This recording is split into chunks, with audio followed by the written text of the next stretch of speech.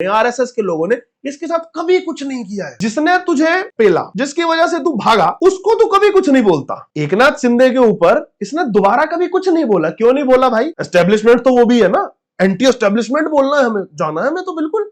तो भाई deputy CM तो वो भी है, फिर से बोल कुछ उसके लिए। जहां तुम्हारी फटली वहां तुम साइड हो जाते हो, तुम पुराने जोक्स अपने डिलीट कर देते हो। What will you gift on a Muslim wedding? Condoms. यार एक आरएसएस वाला कोई स्वयंसेवक आके चांटा मार दे यार, ताकि बोल सकूं भाजपा वाले मार रहे हैं आरएसएस वाले। मजा इसी चीज में है कि इसको करने दिया जाए तो कर। हाँ, मेरा लुक अलाइक कहां गया? जी हाँ, ये देखो इसे। आय हाय हाय, वाह वाह। ये इसने टी शर्ट पहन रखी थी तो उसका छुपा हुआ है। ये सीधी सी बात है, वो उसने सटायर मारने की कोशिश की है।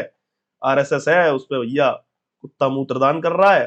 अब लोगों ने जब कंट्रोवर्सी हुई तो लोग उस पे इसके चटुए आ गए जस्टिफाई करने की।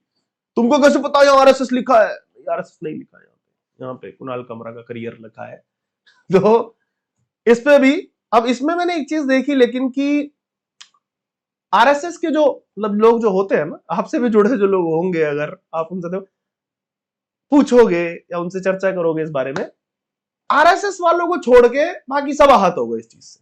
ये आईटी सैलिए, ये सोशल मीडिया वाले क्रांतिकारी हिंदू और वो सब सोशल मीडिया वाले हिंदू आरएसएस को इन चीजों से ना आप देखोगे, ये सस्ती लोकप्रियता बटोरते लोगों से, ऐसी ऐसी कंट्रोवर्सीज से आरएसएस मतलब इतना दूर रहता है ना। और ये सच में ये चीज प्रशंसा करने वाली बात है कि एक तो वो संस्था इतनी विशाल है, मतलब इतनी बड़ा वो एक बरगद और उसकी तरह है कि उन्हें फर्क नहीं पड़ता यार इन सब चीजों से।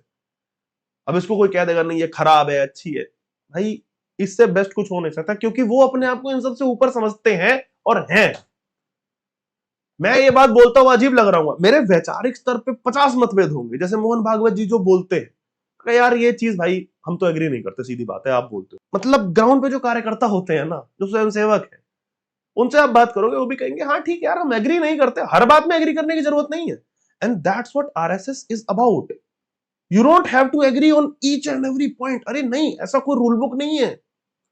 ये आप उनके भाषण सुनोगे, मैं एक पुराना साल 2 साल पुराना एक बार एक सुन रहा था, नागपुर का ही कोई वो था इनका, दशहरा के आसपास होता, उस पर उन्होंने एक चीज बोली थी, मुझे वो दिमाग में रह गई। उन्होंने बोला था किसी को लगता है कि वो आरएसएस को ना कुछ ऐसे मतलब एक पन्ना पढ़ के कोई बुक पढ़ के समझ सकता है, नहीं, ये ऐसा है ही नहीं। आप गुरु गोलवलकर को पढ़ लीजिए, आपको लगेगा कि अरे यार गोलवलकर जी को पढ़ लिया अब तो मैं, नहीं ऐसा नहीं है। आप बंच ऑफ थॉट्स रट लो, पूरी बंच ऑफ थॉट्स, आपको लगेगा नहीं मैं आरएसएस की नो विचारधारा में एक एक चीज जान गया, नहीं है ऐसा। इसीलिए कहा जाता है कि भाई वो संस्था अलग है, बहुत बड़ी है, विशाल है। अब उसमें हमारे मतभेद हो जाते हैं कई बार कि यार आप हिंदुओं के लिए नहीं करते, वो फिर वो भी कई बार ये चीज कर देते हैं कि यार हिंदू एज इन हम राष्ट्र के स्तर पे काम करते हैं। उस संस्था का नाम राष्ट्रीय स्वयंसेवक संघ है और राष्ट्र की अवधारणा आरएसएस के लिए और उस विचारधारा के लिए बहुत अलग है। हाँ, राष्ट्र की अवधारणा अगर आपको जाननी है तो हम गुरु गोलवलकर को या कोई भी थिंक टैंक से आरएसएस के उनको आप पढ़ेंगे तो आप जानेंगे। वो तो ये मानते हैं ना कि यार उस ज्योग्राफिकल पूरे एरिया में राष्ट्र की हमारी अवधारणा वो है, उसमें जो जो रहते हैं हमारे हिसाब से हिंदू है, कोई किसी को मानता रहे, उनको लगता हो कि हम तो बाबर के डायरेक्ट, हाँ ठीक है, उनको लग रहा है वो वहीं से आए थे, उज्बेकिस्तान से हैं जीन्स हमारे। आरएसएस ऐसा नहीं मानता भाई। तो कैसे हो सकता है यार, तुम देख अपने आप को, मतलब कुछ भी एकदम कोई सैयद साहब कोई अंसारी साहब माने बैठे हैं अपने आप को। अरे तुम देखो यार, तुम अपने बगल वाले पड़ोसी पांडे जी रहते हैं तुम्हारे या त्यागी जी रहते हैं, उनके जैसा दिखता है तू, सेम, दोनों तुम्हारी चमड़ी एक कलर की है, कदकाठी एक कलर की है, तू अपने आप को भिड़ा, नहीं नहीं सऊदी जीन्स है मेरे, नहीं है तेरे, नहीं है। तो उस चीज में वो मानता है। अब उसमें वो कई बार इस तरीके के बयान भी दे देते हैं, हम भी मजाक उड़ाते हैं उस चीज का, वो ऐसे कि भाई डीएनए सेम है ये वो। अब उसमें हम लोग आहत हो जाते हैं। आहत वो उस सेंस में होते हैं कि आप ये मत बोलिए, क्योंकि भाई एक पर्टिकुलर ग्रुप अपने आप को बोल रहा है कि यार हम औरंगजेब के वंशज हैं, और फिर आप मुझे बोल रहे हो भाई हम दोनों का डीएनए सेम है, तो मुझे इससे प्रॉब्लम है। नहीं नहीं नहीं, कोई अपने आप को औरंगजेब का वंशज बोल रहा है ना, तो मैं उसके साथ अपना डीएनए नहीं मिलाऊंगा भाई, ये बात सीधी है। हाँ, जो मुसलमान जो यहाँ पे ठीक है वो बोलता है कि मैं इस्लाम में मानता हूं, पर उसको पता है कि वो कह रहा है कि यार मैं आज इस्लाम में मान रहा हूं क्योंकि मेरी एक जनरेशन 2 जनरेशन ने ये किया, बट मेरी रूट्स हिंदू है या जो भी है कल्चरली, हालांकि मैं उनसे इतना रिलेट नहीं करता कि ऐसे कॉली भर ली जाए, बट हाँ, अगर वो ये मानता है कि मेरे बाप दादा हिंदू रहे थे, तो मैं एक तरीके से मान सकता हूं कि हाँ, डीएनए सेम होगा, कहीं ना कहीं तो होगा ना। बट अगर आप मुझे बोलो कि बगल में जो अब्दुल रहता है, जो बोल रहा है कि मैं बाबर का वंशज हूं, इससे तेरा डीएनए सेम नहीं है भाई मेरा, और मुझे कराना भी नहीं, और उससे पूछ लो, उसे भी नहीं कराना मेरे साथ डीएनए सेम, तो यहां मतभेद आ जाते हैं। लेकिन अगर हम संस्था के स्तर पे बात करें, तो फिर यार मेरे ख्याल से आरएसएस मतलब राष्ट्र छोड़िए, दुनिया के लेवल पे अनमैचेबल होगी यार। ऐसा ऐसा हम नॉर्थ ईस्ट में आप लोग का काम देखिए ना, पहले हमको लगता था ना, मजाक उड़ा, चड्डी पहन के जा रहे हैं, बोल दिया लेफ्ट वालों को तो क्या मजा, तुम साले बेरोजगार, तुम्हारे टीचर रिटायर होते हैं, तुम 20 लोग मंडली बना के लाल सलाम लाल सलाम, तुम्हारी जिंदगी इसमें निकल गई भिकमंगो, तुम्हारे ओपिनियन का क्या वैल्यू है, वो वहीं आउटर रिंग रोड पे रह जाता है।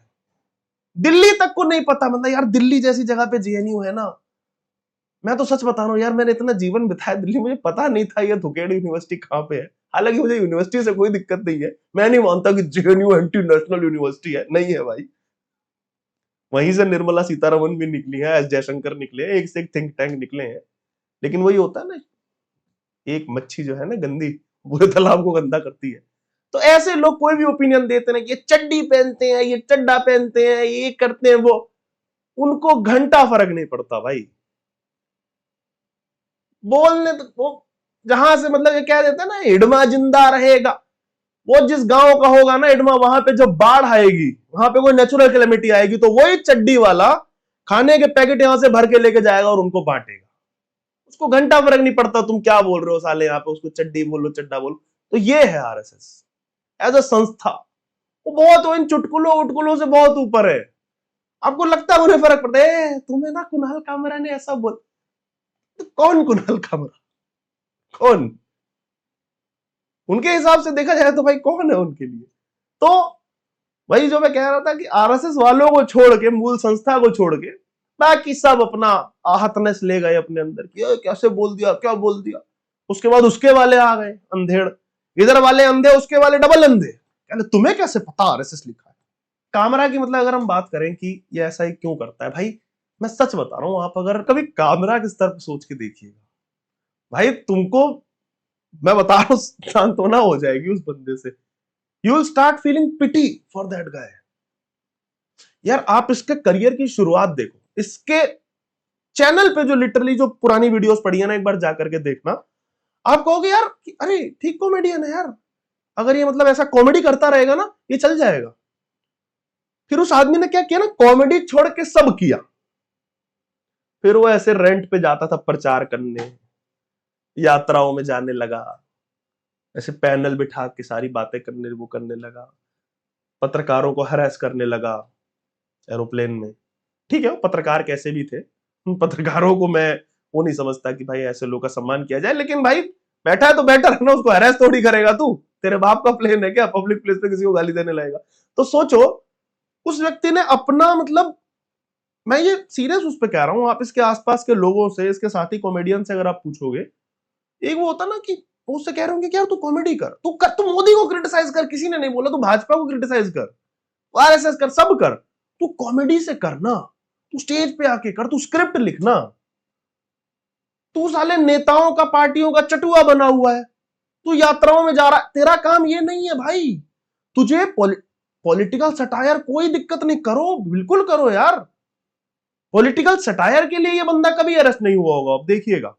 और अगर किया भी है तो अब अगर कोई ऐसे बोले कि यार उसका वेन्यू तोड़ा था, उसने ऐसा बोला था, पहली बात तो उसने एकनाथ शिंदे के लिए जो कमेंट बोला था वो सेंसिबल नहीं था भाई, गद्दार या जो भी उसने वाला बोला था।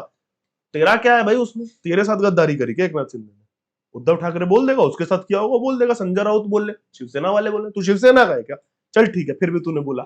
उसके बाद उसके साथ जो किया शिव सैनिकों ने किया, ये मतलब एकनाथ वाली शिवसेना, ओरिजिनल तो यही है ना, पता नहीं, मुझे नहीं पता भाई ओरिजिनल है डुप्लीकेट कौन से। पॉइंट ये है कि भाजपा ने और आरएसएस ने तो इसके ऊपर मतलब वो वाला हाल हो रखा है, भाजपा आरएसएस ऐसे ही बदनाम है, इसके ऊपर कभी कुछ नहीं किया यार उन्होंने। आप उठा करके देखना, इसने कितना भी मोदी गरियाया, भाजपा गरियाया, अमित शाह कुछ भी किया, इसके वेन्यू तोड़ना या इसको फोड़ना जब भी किया है ना, शिव सैनिकों ने या वही महाराष्ट्र एक वो वाला कि मराठा प्राइड, वो स्टेट बेस्ड था, क्योंकि इसने मेरे ख्याल से छत्रपति शिवाजी महाराज को लेकर के कुछ नहीं, या तो इसने बोला था या इसके शो में बोला गया था, तो कोई मराठी ऑर्गेनाइजेशन पहुंचा था, मुझे नहीं पता। लेकिन आपको इंसिडेंट उठाकर एकदम भाजपा वालों ने, मतलब भाजपा कार्यकर्ताओं ने, आरएसएस के लोगों ने इसके साथ कभी कुछ नहीं किया है। मैं वही ढूंढ रहा था, मैं यार कोई तो इंसिडेंट निकले। अब कोई कहेगा एफआईआर हो गई इसकी, यार एफआईआर तो ये छुटपैया नेता ये कोई भी करिए, मुझ पे कर सकते हैं, आप पे कर दो, वहां वो तो कोई नहीं दिखता। तो एफआईआर या कंप्लेंट की बात नहीं कर, जो ये वाली चीज होती है ना कि इसको धमकाया गया या इसको तो, ये महाराष्ट्र छोड़ के भी क्यों भागा? अभी ये बंदा महाराष्ट्र में नहीं रहता है, ये तमिलनाडु रहता है। वो क्यों भागा? उसका भी कारण भाजपा आरएसएस या मतलब ये नहीं थी, उसका कारण ये शिवसेना और ये सब वाला सीन था।